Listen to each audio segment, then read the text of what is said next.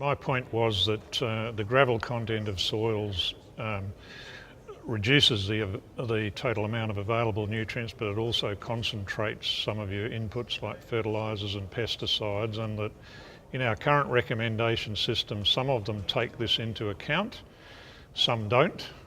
And one of the big problems is that even though they do take account of gravel content of soils, they don't necessarily measure it or estimate it correctly. Farmers know their gravelly soils and know how they perform, and whether they're problems or whether they're the better soils on the farm.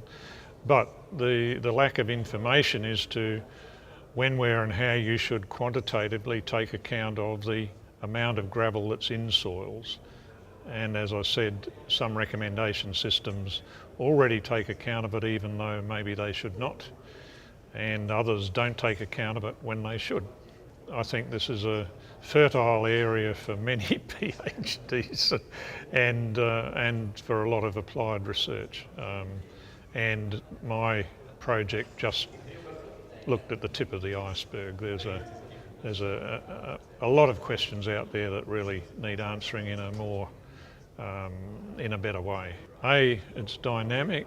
B, we have very little knowledge of how the system works. And C, you throw on top of that all the vagaries of season and how that interacts with things, so that when you want to come out with concrete, quantitative recommendation procedures, you've got all this noise around it, and when and how do you take account of it?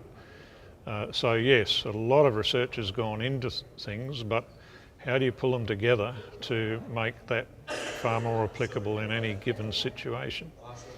And certainly this is one of many areas that should be picked up and run with, to my mind. And there's so many angles to it, in water use, in root behaviour, in nutrient inputs, in herbicide inputs, in liming, all these things.